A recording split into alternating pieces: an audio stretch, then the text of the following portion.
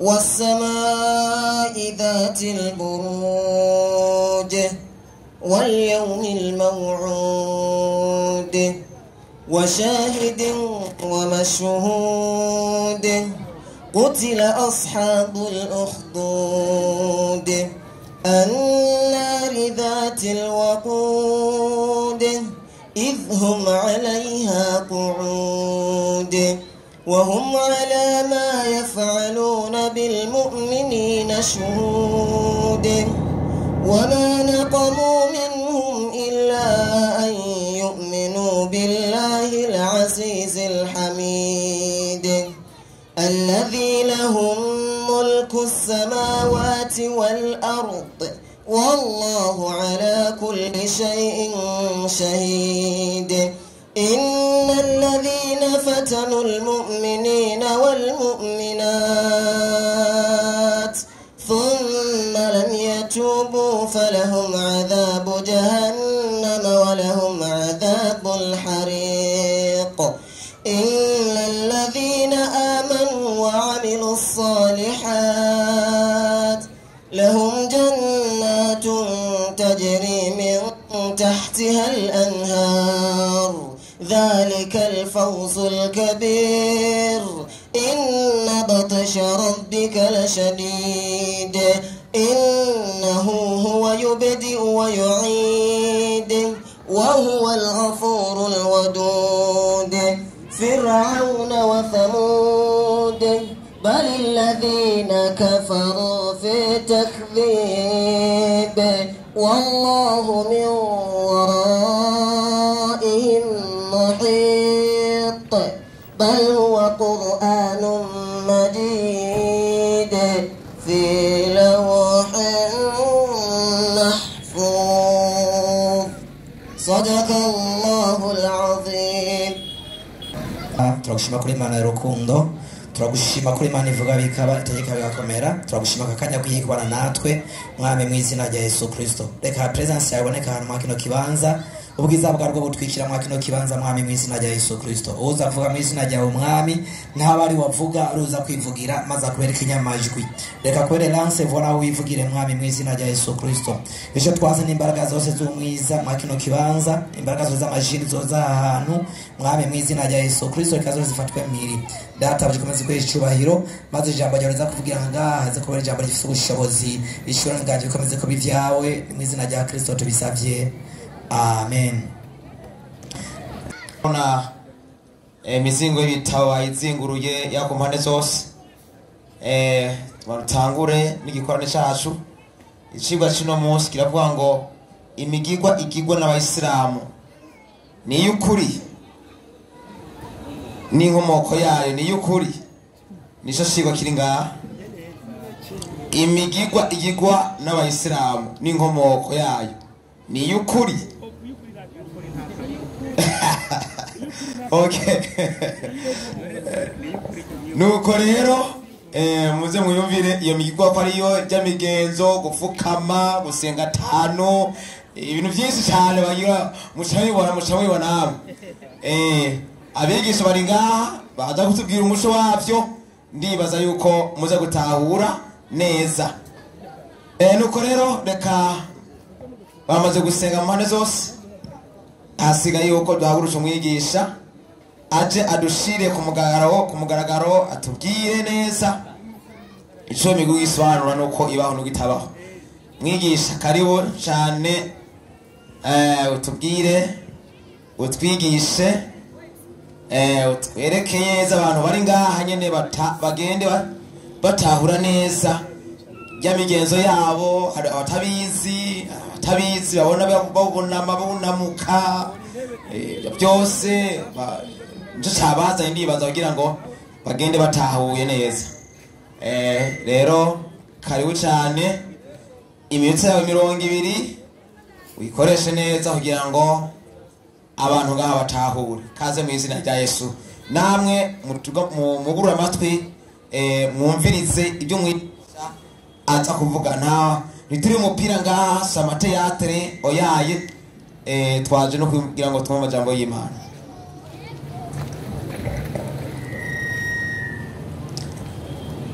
Yesu nashimwe cyane. Amen. Ndabaramukije mu izina ry'Umwami wacu Yesu Kristo. Amen. Igihe twari ngaha ishigwa cyatanguye mengo cyabaye ejo yari inkomoko y'ubukristo n'imigigwa yayo. Uno munsi ni inkomoko y'imigigwa y'abayisilamu muri make n'ubuyisilamu muri rusangi bwakomotse imigigwa yabwo. Twatirize tuvuga ubuyisilamu nukuvuga turaba shebuja na inabuja wabwongeje muri make turaba iyo bwakomotse.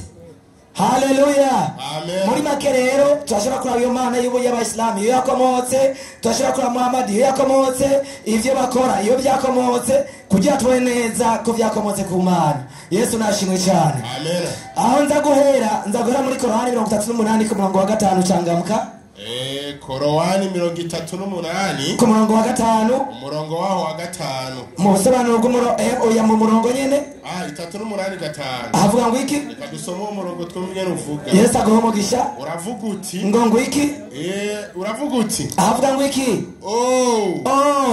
Amewafanya miungu wote kuwa Mungu mmoja tu. Bila shaka hili ni jambo la ajabu. Irindira Abarabu b'Imaka bari bafite imana zabo basenga. Hajya mu musigiti w'Imaka hari ibigirwamana 360 byari ndani mu musigiti no hanze byari byuzuye ico gihe. Kandi Muhammad yarabisengeyemo imyaka 9 yose asigaye umwaka umwe ngo yitaba Imana. Indi myaka yose yasenga ivyo bigirwamana. Mbere mu byo basenga harimo n'amandazi turaza kuza kwereka umurongo. Hanyuma Muhammad asigaye umwaka umwe ngo acavyita Imana imwe. Byafite ikimenyetso kimwe kiza kuza kuvyerekana. Yesu nashimwe cyane. Ndashaka bankurikirane hoja kwihoja nibaze kumvugira ivyo ntavuze. Ibigirwamana 360 muri Korani 38 murongo wa 5 abarabu baratanga ngo Muhammad araduhindutse afashe imana zacu zose 360 acyazihindura imana imwe ngo mu byukuri n'ijambo ribabaje cyane. Baraza kwenda bukebuka ivyo bigirwamana iyo mana yabo yavuyemo mbega nibihe. Yesu nashimwe cyane. Ariko imbere ko mbandanya mbazigende muri Korani 25 ine na 3 mu busobanuro bw'umurongo cangamka.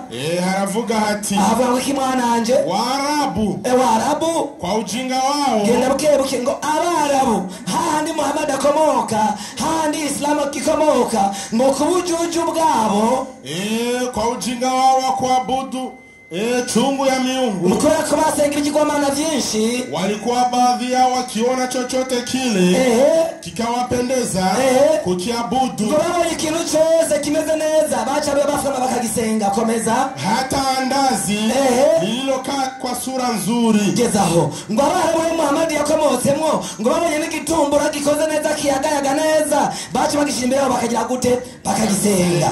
Ivyo bigirwamana bagira gute basenga. Babonye ko nibandiko nabesha bace bagenda munze mu gitabo historia ya maswahaba uitwa Umar ibn al-Khattab yasenga cyane yabumba ivyo bigirwamana mu ifarini yarakibumba neza akagishira ku kuboko agashira ku kuguru agashira ku mutwe akashira mu gasakoshi akacayigira cyane ka ucanduga kagafuko yagera imbere yumva arashonje agakura ku kuboko akakujya acavuga ati mana yanje mbabare nari nshonje ninashika ndaza kuguha ukundi kuboko uko nikabara bari babayeho.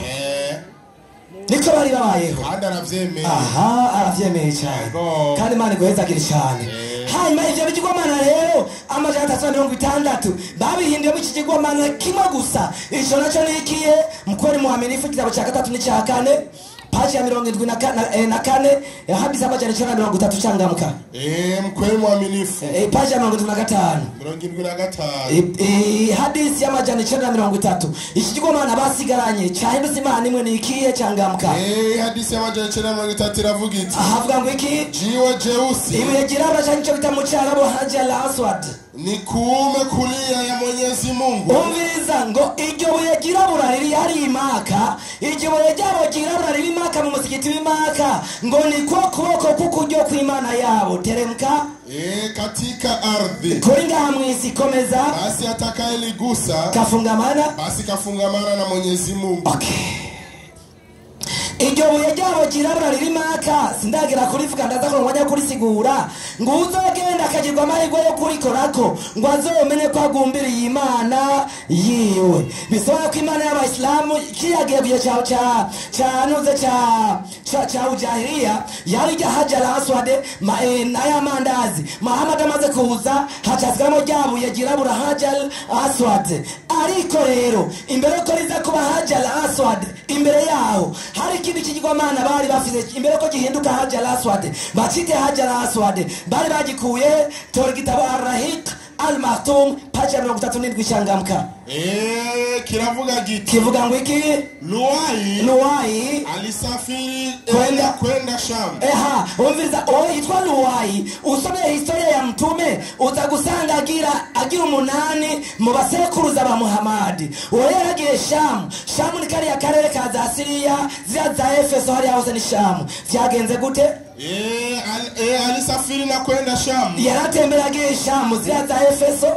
Huko akawakuta watu bado wanaabudu masanamu. Acha sanga barachasenga ibigirwamana Shamu. Komeza. Akaona kuwa jambo hilo ni nzuri sana. Acha abantu mengi cyo jambo ni cyiza cyane cyo gikorwa cyabereye. Na alilidhania kuwa ni kweli. Acha ibaza ko ari ukuri.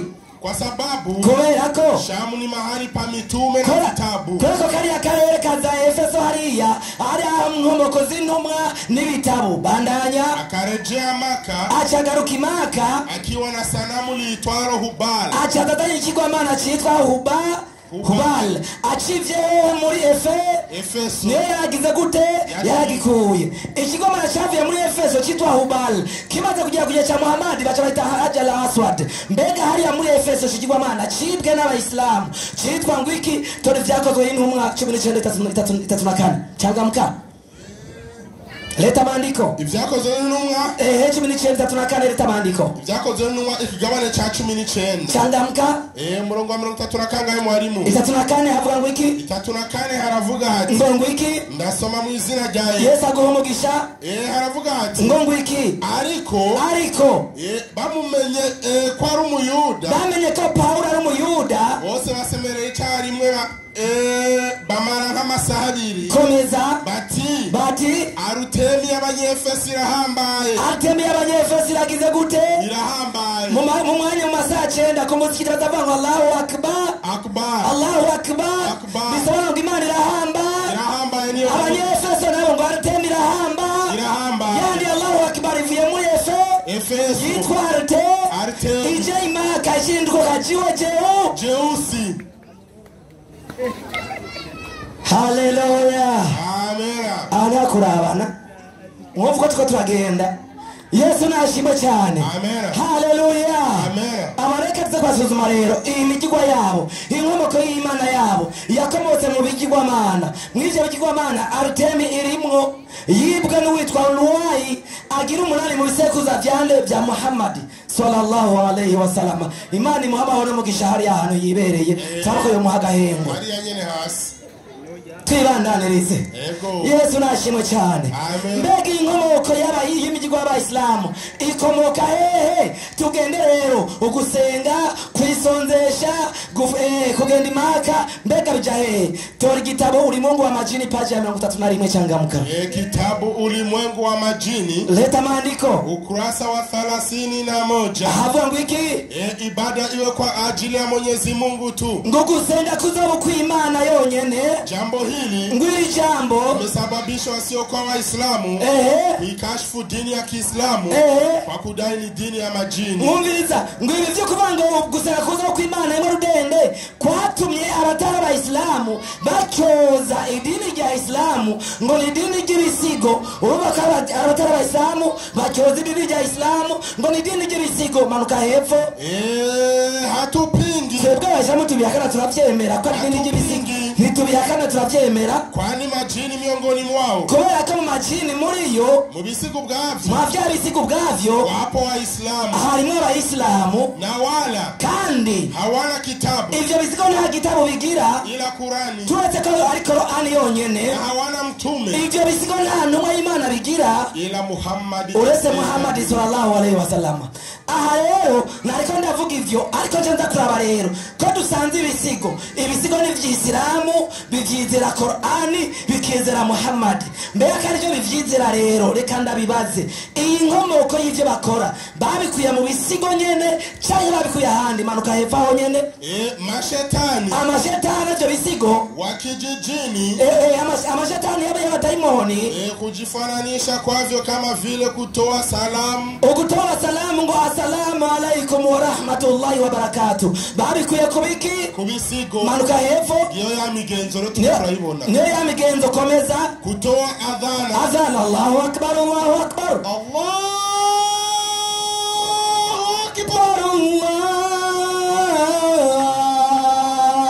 Allahu akbar babikuye kubisigo manuka hepfo kusoma Qur'ani alhamdulillahi rabbil alamin arrahmanir rahim maliki yawmiddin iyyaka na'budu wa iyyaka nasta'in babikuye kubisigo manuka hepfo hayabana yakavuga hati ngongo iki hata hivyo kuwataka watu kuvaa kanzu ngo akuambara ikanzu ngo babitegetswe n'iki ngo n'ibisigo ubikuye mu gitabo cyitwa ngo iki umungu w'amajini komeza hepfo haravuga hati ngo iki kuvaa kiremba kuambara ikiremba mu mutwe nkuriya muntu ubona icyo yajya hagati ngo yabitegetswe n'iki n'amajini yabitegetswe n'iki ibisigo komeza akina mama abadamu kugira gute akina mama shungi akema kuva gatonya mwenyekiti turasabye twagende sabe tugora mugabo ana jazz bayikora no mu Islamu turasabye tuguhaye iminota 10 zo wavuya 10 minutes pitwaje ngati uyo iminota 10 waza tukubohe twibandanirize nimba tazi vyamuza turi ngaho tazi vyakuza ncara ngaho twibandanirize leta maandiko ngo akina mama abadamu kugira gute vashungi kwambara ishungi babitegetswe n'iki n'ibisigo babitegetswe n'iki n'ibisigo ipaje 32 aho nyene pamoja na kuamrisha kufunga pamoja na kufanya nini kuamrisha kufunga kwisondaje kwezi kwira mazani babitegetswe n'iki n'ibisigo bandanya kuhimiza hija kugenda imaka babitegetswe n'iki n'ibisigo komeza hitma kugenda kukunza kukiriya cy'abapfuye kwibuka abapfuye babitegetswe n'iki n'ibisigo komeza na kusomewa maulidi gusoma maulidi kwibuka ivuka rya Muhammad mu bashia babitegetswe nande n'ibisigo ikigwa cyahetse ego naho nogezaho Yesu ashimwe cyane genda kupaja 32 aravuga hati ngo iki hotuba ya mashetani uvuga ngo mashetani rero ingena tanga mawaidha ingena sengana n'abayisilamu abigenza guta mashetani mwezi wa Shabani mukwezi kwa Shabani hasigaye ukwezi kumwe ngo haze Ramadhani hafi ya Ramadhani nindira gatoya ukwezi kwa Shabani muri Islamu n'ukwezi kwa gatandatu kuza kurikira ukwezi kwa Ramadhani akaba ari ukwezi kw'indwi iyo ukwezi kwa gatatu ukwezi kw'icenda Shabani n'ukwezi k'umunani Ramadhani n'ukwezi kw'icenda iyo rero Shabani ije amajina cyabati rero harageze gufunga acabigenza gute karibu ya Ramadhani kuwa kama ifuatavyo bigenda gute assalamu alaikum amajina kwa chagenda kwa Waislamu ati assalamu alaikum wa rahmatullahi wa barakatuh Waislamu bene wacu turabasuhuje ata Waislamu bene wacu amahoro y'Imana bane namwe umeshuka kutoa taarifa ati mu byukuri kwezi k'umunani kuraje gutanga itangazo karibu itakuwa hatushuki kwa vile mwezi wa toba twebwe nzosubira kuza ngaha kubera ko kwezi ko gusaba imbabazi kurageze umekaribia na sisi mwezi wa toba hatufanyi kazi tunaomba Mwenyezi Mungu umviriza akenda buke ahantu subira mwako kantu havuga ati karibu itakuwa hatushuki kwa vile mwezi wa toba ati ntituzosubira kuza ko kwezi kw'imbabazi umekaribia kuregereje na sisi na twebwe ibisigo mwezi wa toba mu kwezi kw'imbabazi hatufanyi kazi tushaturuka nta gikorwa dusubira gukora tunaomba Mwenyezi Mungu turasabye ku Mana akujalieni mfunge salama tutakutana mufungo mosi banzokezaho hama vyasiko cyagiziremo abayisilamu twebwe turigiriye ntituzosubira kugaruka ko n'ukwezi kw'imbabazi ariko turabasengera Imana Mwenyezi Mungu ibafashe muze mugira ukwezi kw'Ramazani kwiza tuzogaruka kubona namwe ukwezi kw'Ramazani guheze nibisigo bibwira baki abayisilamu ibisigo bibwira baki abayisilamu naho bamwe batangiye gushavura anakura habana ahari nyandiko ziko zirakora oya si wose urakunga nta nyandiko ziko zirakira gute ziko ega nimwakira kumwe inyandiko ziko ziragira gute ziriko zirakora sawa reka nibarize Muhammad sallallahu alaihi wasallam mbega Muhammad iyi migenzo yose wabazaniye na Islamu na Qur'ani wabikuye Qur'ani tukufu 4:3 Qur'ani tukufu ko wapi 4:3 haideni mbere aho munsi y'ivyo nyene hapo chini 4:3 waravuga ngo iki reka nibarize Muhammad avyivugira iyo yabikuye akabibazanira 8 kangahe gatatu maelezo yayo 3 changamka reka tuyirabe 8 koresha umwanya nk'amamega ageze mwarimu ngongo iki umurongo wa kangahe wa 3 maelezo Qur'ani inatangaza wazi abaneza wahera John Mtume Muhammad Mtume Muhammad ati Muhammad alisema yaravuze kila mtu anaye shetani ampotezaye ati Muislamu wese ndavuga Muislamu ko nibo yigisha ati Muislamu wese afite daimoni mugira gute imutakaza iza kumuzimiza Muhammad ati umuntu wese ni Muislamu wese afite daimoni iza kumuzimiza bandanya na shetani wangu Muhammad Jawideri shetani gaje Muhammad amepoa byaratekereje hata haniamuru ila wema nta bindi bintu bintegeka turetse ibyiza byose nkora niryo ribintegeka nimba Muhammad yakoze ibyiza yabitegetswe n'iki ni daimoni idaimoni shetani idaimoni yiwe nshambazi kibazo mwiyo migenzo yose kwa kwisonzesha yaba Qur'ani ivyo mukora byose Muhammad yabazane avuze ngo abizane abikuye kwa shetani muze kutubwira inkomoko yo migigwa yanyu Yesu nashimwe cyane amen haleluya amen rekavyana umwanya asigaye iminota ingahe hasigaye iminota 4 iracari myinshi Yesu nashimwe cyane niyo minota 4 rero ndacafisa akanya gakwiye tugitaba maisha ya Nabii Muhammad pacha ya 32 changamka maisha ya Nabii Muhammad pacha ya 32 mungurikirane 50 mungurikirane 32 havuga ngo iki Maka ati hari imaka irindira bashaka kwatahumva ndiko ndavuga hahandi buri mwaka bagenda ngo bagiye hija imaka havuga ngo iki Maka tangu kabla ya kuja Uislamu nubwo Islamu butaraza ngo butangure bubeho ilikuwa ni mahali patakatifu kwa Arabu wote cyari kibanga ceranda ku bapagani b'imaka bose kila mwaka buri mwaka walikuwa wakija kuhiji miezi hii wanaoitumia sasa Waislamu katika kuhiji kwao keta ngo aho yari maka abapagani b'imaka bari basanzwe bagendayo muri aya mezi abayisilamu bagendayo uku kwezi kwa 12 bajayo abapagani basanzwe bajayo rijya buyagirabura bakarikorako bahajya kujya kuzunguruka ejanza Kaaba bakabikora kugenda kujya tawafu bakabikora nshambazi kibazo ko sanze Islam ijya migigo yasanze maka ikorerwa n'abapagani kandi iyo migigo Muhammad akayishikiramwo bakabana akora bya bindi nyine ntanabikureho hagati yamwe bw'abayisilamu n'abapagani b'imaka ni bande bagiye kwibidini ry'abandi bazi babivuge baza kuza batubwire ibi ni binda gusaba kujya kuri kaminuza muri masters oya numwana muri katene yo ciyo gitahura cyo wogiye mu rugo rw'abandi usanga barira kumbe barisha intoke bajya bicaye hasi wagenda ukabirukana ukacurira kumbe ukicara hasi ukarisha intoke vya bindi nyene bakora ninde yivye urugo rw'abandi namusubire tora ngandiko ndamutwara bukebuke tora Qur'ani 676 changamka 676 ego Qur'ani 937 abanzo habike aho turasubira tugarutse 9:37 mu minota ibiri ngira ngo birahurirana. 9:37 maelezo havuga ngo iki? Nabii Ibrahim na Nabii Ismail waliofundisha Waarabu kuheshimu sana miezi 37 aho nyene haravuga ati ngo iki?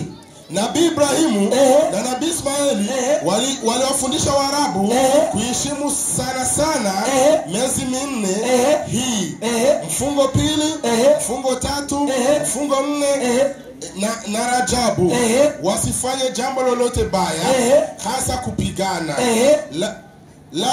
Lakini karne nyingi zilizopita walionea uzito sharti hii ya kutopigana. Basi wakaanza kufanya ujanja kuikimbia wakaanza kuiongeza miezi ya mwaka. Batugeza banje gatoraza kwa kutuhasira neza. Hariko aravuga ko kuje cha Ibrahimu barafite ameza atatumeranda bakurikira. Umurongo ndiko ndarondera aho hasi ni umurongo uvuga ko n'abapagani bimaka ayo meza atatu bari basanzwe bagira gute bayubaha. Abayisilamu nabo nyine baca bashika kubaha ya meza atatu y'abapagani nyene. Ncambaza ikibazo hagati y'abayisilamu n'abapagani bimaka ni bande bivya amezi y'aba mwamese bamera umugisha. Amena. Tumukomera amashumi yigisha atwigishe neza. Shingo ariko akijana neza kabisa. Shishikare kumviriza neza. Bahe mikrofone tora. Ciao. Naam. Assalamu alaikum wa rahmatullahi wa barakatuh. Wa alaikum assalam wa rahmatullahi wa barakatuh. Ikamanze shimira uhoraho Imana rugira byose umuremyi wa byose Allah subhanahu wa ta'ala. Jalla. Amahoro n'imigisha yururukire kwa soje intumwa n'abahanuzi. Nawe sundi ni citegerezo ciza umwarimu wacu intumwa y'Imana Muhammad sallallahu alaihi wasallam. Hamwe n'abasangira ngendo biwe n'abayisilamu bose bazogerageza kumukurikira kugeza kumusimeruka. Dusaba uhoraho Allah kwe kutugumiza muri abarahuma amin. Amen. Reka manze shimire umwarimu avuye hano.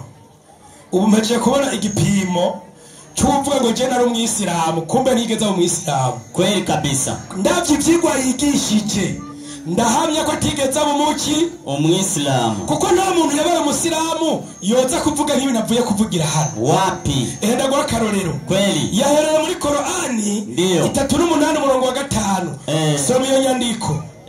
Qur'ani 3:8 umurongo wa 5 aya ya 5 inasema baada a'udhu billahi minash shaitani rajim. Atimaje ukikiga kuora Imana rugira byose ndinde na shetani yavumu. Bismillahir rahmanir rahim. Kwizina ry'Imana nyeri imbabazi nyeri muhwe.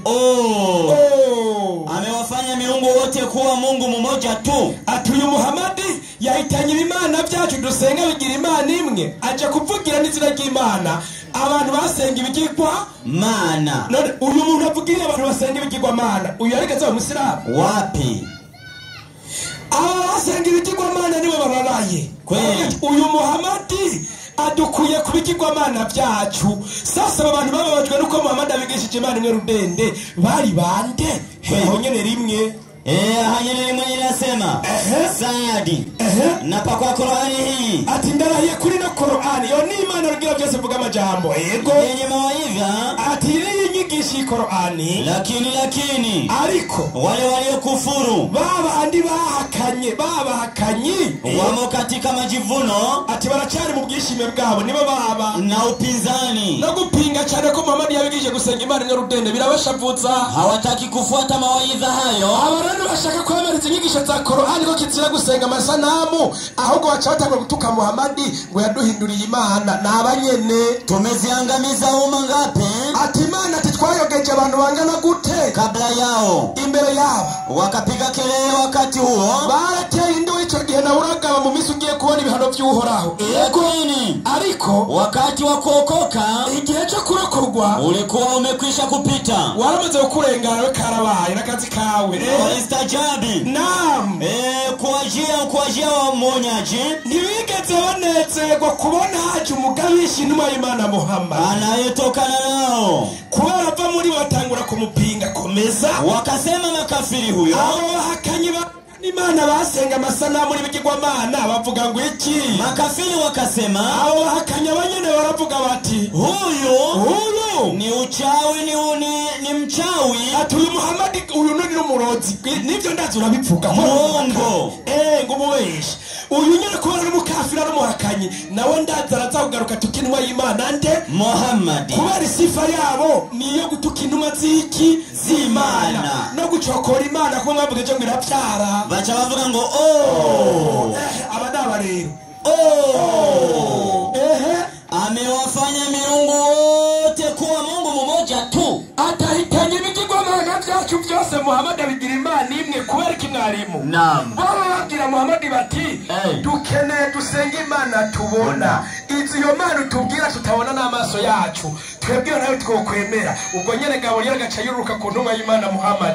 Tibabwire kul huwallahu ahad Allahu samad lam yalid wa lam yulad wa lam yakul lahu kufuwan ahad. Ati babwire Imana senga jewe Muhammad ntiyabyaye kandi ntiyabyawe kandi ntigirishe ikintu na kimwe. Iyo ni ntumwa y'Imana Muhammad sallallahu alayhi wasallam. Sasa ureko araje kuvugira abakafiri bico gihe nawe yakitse nkabo atangura kuza gutuka intumwa y'Imana nde Muhammad. Turabahazi barya ni basekuru biwe, abo ni basekuru banyu. Yego no Muhammad rero aca twigisha ngo iki ureke kuza kurogota kuri Muhammad. Qur'ani 2:63 yashike n'icyuzukuru kweri cy'abakafiri bane. None saba nyene 2:63 Naam. inasema ba'udhu billahi minash shaitani rajim. Bismillahir rahmanir rahim. Naam. Inasema hivi sema ati babwire abahakanye inasema hivi na Mungu wenu. Ati rero Joshua ntiri kurahangayika Imana yanyu ni Mungu mmoja tu. Bwabahakanye imwe Imana yanyu ni Imana imwe rudende. Hakuna anayestahili kuabudiwa ila yeye. Nta yindi Imana ariko yagusengwa kiretse Imana umuremyi w'ijuru nizi. Usubiruze kurogota kwa Muhammad. Si sawa? Kweli kabisa. Acha subira muri Qur'ani 2:43 ngo Waarabu ngo kwa ujinga wao walikuwa naabudu hata kitumbua. Acha wana turemeye tubati nivyo kukiwa tabasenga ibitumbura ntacari gutuma intumwa y'Imana Muhammad iza ngo ibabuze gusenga ivyo bitumbura. Kweli kabisa. Ujya abantu bigiye cyo mu Barabu barabajinga koko kuko basenga ibitumbura gusenga Imana imwe rudende kuko basenga Imana babumvye. Ivyo biri mu byababaje intumwa y'Imana Muhammad.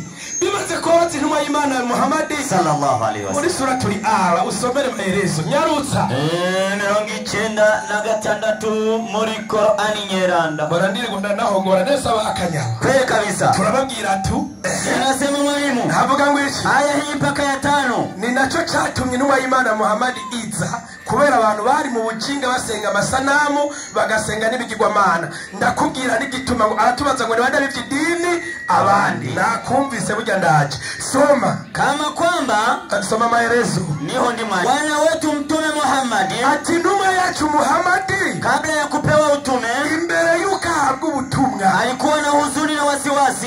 Muhammad wenyene ntabwo ari we wenyene bibaza ko abantu bosenga ibitumbura. Hata Muhammad alikuwa na wasiwasi mu mutima wiwe aravuga none aba bantu b'Imaka bariko basenga ibigirwamana ngo byanzaga wa mukafiri yavuga bikuye muri Efeso. Ati none aba bahakanye b'Imaka jewe no bigenza gute bica bigenda gute? Yego na wasiwasi mwingi. Muhammad yarafise ubwoba bwinshi cyane nuko babona umubabaro mwinshi kwa kuona shama zake katika upotovu, kubona bagenzi biwe bari mu buzimire bwo gusenga ivyo bitumbura.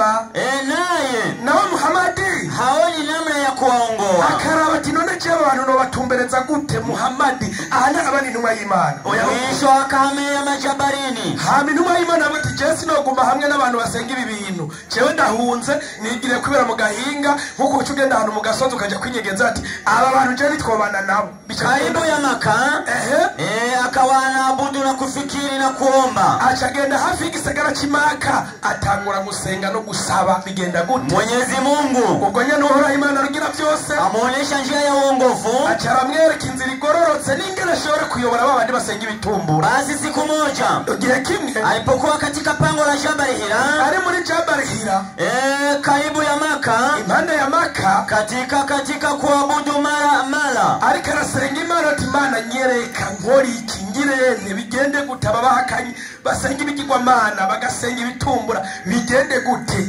Yego mara alimtokea malaika, ubwo nyene haciye haboneka umumarayika akamuita, aramuhamagara ati ewe Muhammadi, tewe Muhammad, mimi ni Jibril, ati jewe ndi Gabriel, na wewe ni mtume wa Mwenyezi Mungu kwa viumbe, kandi nawe ubaye intumwa y'Imana ku biremwa vyose. Ibiremwa vyose, amajini arimo ntayarimo, arimo. Muhammad abaye intumwa ku biremwa vyose, amajini, abantu, icarico cyose. Wakoze ngo Muhammadi ngo ni intumwa y'amajini, ngo kandi amajini ari kindi gitabo afite atari Qur'ani. Ivyo vyerekana nyakubahwa kweli. Enda gwa karorero, ivyo vyerekananye n'icyubahiro kabisa. Reka nagwa karorero, nyakubahwa umukuru w'igihugu cyacu cy'u Burundi, mu barongoye mu batwara, harimwo abeza bakora ibyiza, harimwo abapfumu, harimwo abarozi, harimwo abicanyi, harimwo amajini, harimwo n'ubukwavu. Urareka kubworora, uzoreke. Itegeko ryatanzwe kumbe ni perezida w'ibintu byose avuze ati nuko nyene uwo byitwa kiongozi mukuu kweli kabisa w'ibintu vyose. Uwo ni Muhammad, ni watwara ministeri zose, na ministeri zose tudinde umugagati we haji wigira umusatsi umere gute oya dukikije nuko yavuze kuko ni perezida w'ibintu byose. No muze we ubunyene ni mwimuka amazuri babomoye ku mabarabara. Yego nukuri utavuze ngoya ni intumwa y'Imana Muhammad, nuko ni intumwa ku biremwa byose n'amajini ariko. na Yesu niko yavuze muri Bibiliya. Na Yesu ndibutse, na Yesu yarabivuze.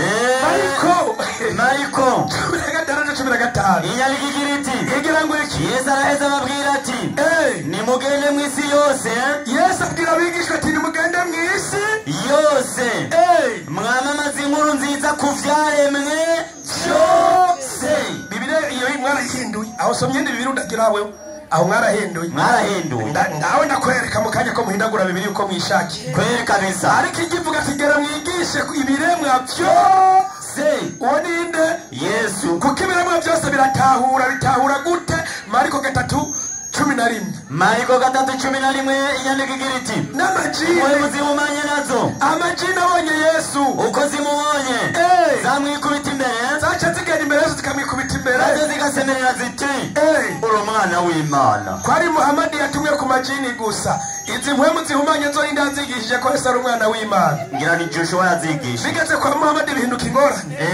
Ingorane mu mitwe yiwanyu kweli kabisa. Kwa Muhammad nta ngorane iriyo. Acagenda mwarimu, naam, acagenda muri Mukweri mu 3:4 ngwibuye. Mukweri mu 3:4 paji ya 75 soma andiko. Kweli kabisa, paji ya 75 nukwirira umunyenga gusa no kubita kabisa. Inyandiko y'agiriti kiwe cheusi limetoka peponi. Nusu kuyuba kuri rya buye gimaka, nusubire ndakwiyamirije urikururira haturirikwa hajya nawe ushobora guhamanuka. kweli kabisa. Iwe yagira buragimaka limefanya nini? Limetoka peponi. Igituma muturira umusaya nuko ari cyo kintu dufise mu musigiti w'Imaka cyamanutse kiva hehe? Mwijuru. Iyo ni nzigo.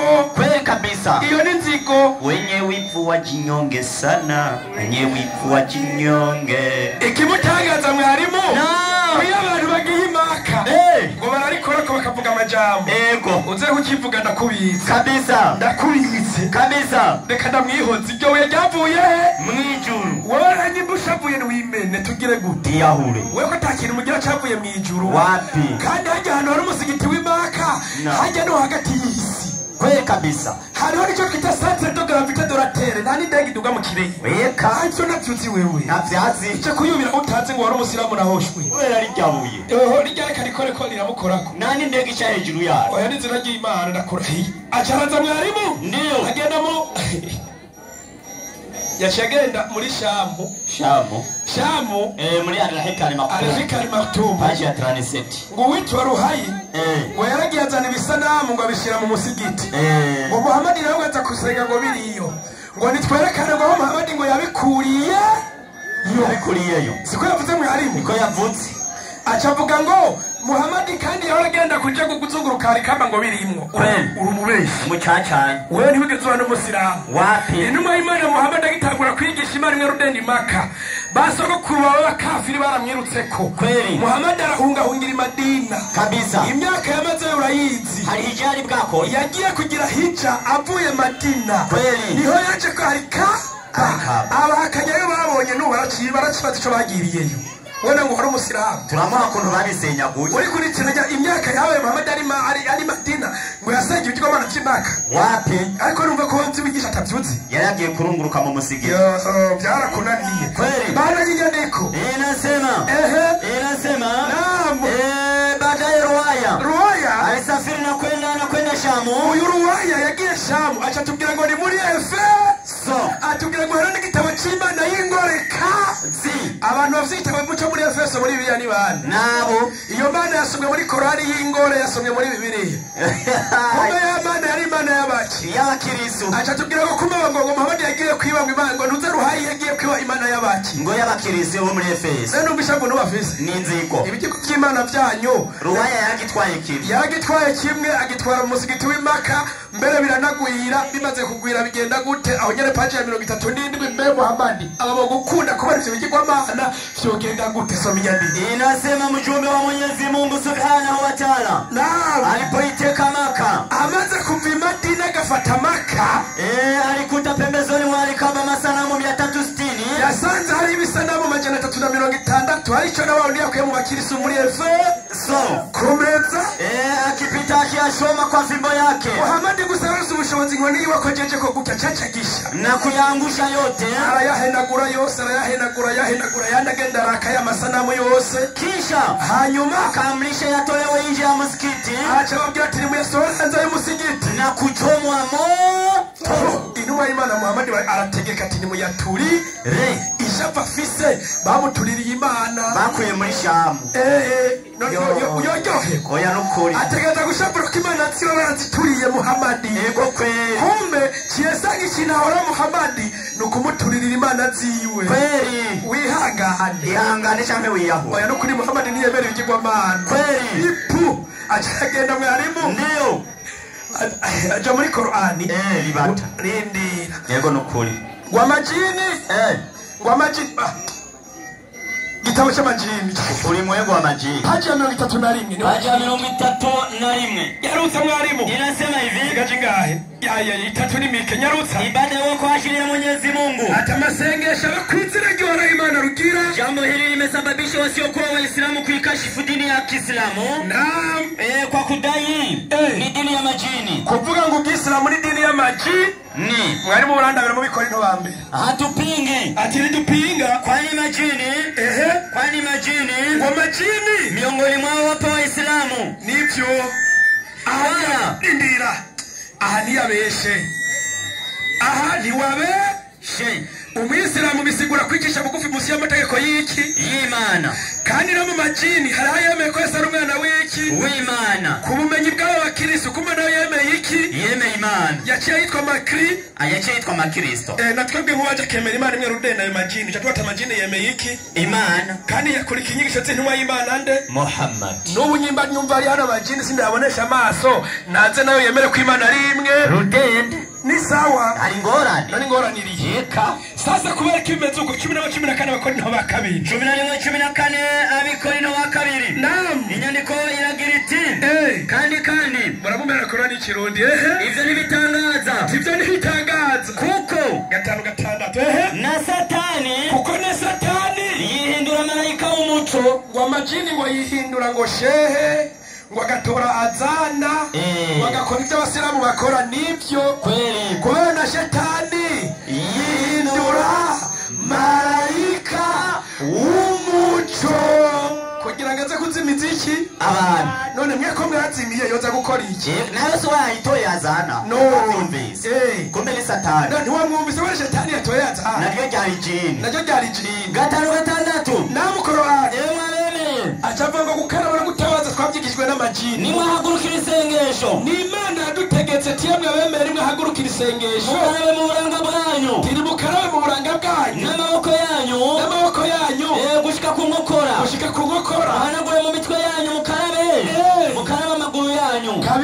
gushika ku maso y'ibirenge 3:3-5 Korani twebwe ibyo dukora biri muri Korani samajini abitwigisha nuhoraho Imana rugira vyose nyarutsa yewe numwa atewe numwa bwira abapfasoni bawe n'abigeme bawe ati bwira abapfasoni n'abigeme bawe uwo ni Gaburiyeli abwira Muhammad bivuye ko uhoraho Imana rugira n'abagore babemera bikwize mu kwifuhera imyambaro zabo bifuhera imyambaro bikwize abapfasoni ivyo bizotuma bamenyekana ivyo bizotuma bagira gute ntibabashire kwisoni bitwikire ariko boza bamutaye n'umwe ngo mugiye gutwikura abasanzwe batwikuruye twebwe baratwikiriye ni originale kweli kabisa iryo ni itegeko ry'Imana si ry'amajini irashaka bambara imini ukeneye amajambo Imana yaduha yo kwifunga no kwisonzesha naho genda muri Korani 2:183 aho Imana itubwira ati nitwisonzeshe nk'abatutanguriye mbere zacu kugira ngo tube abatinyiki Imana ivyo ukabikora kubera amajini uzogwa mu muriro kweli kabisa. Salamu alaikum. Wa alaikum salam wa rahmatullahi wa barakatuh.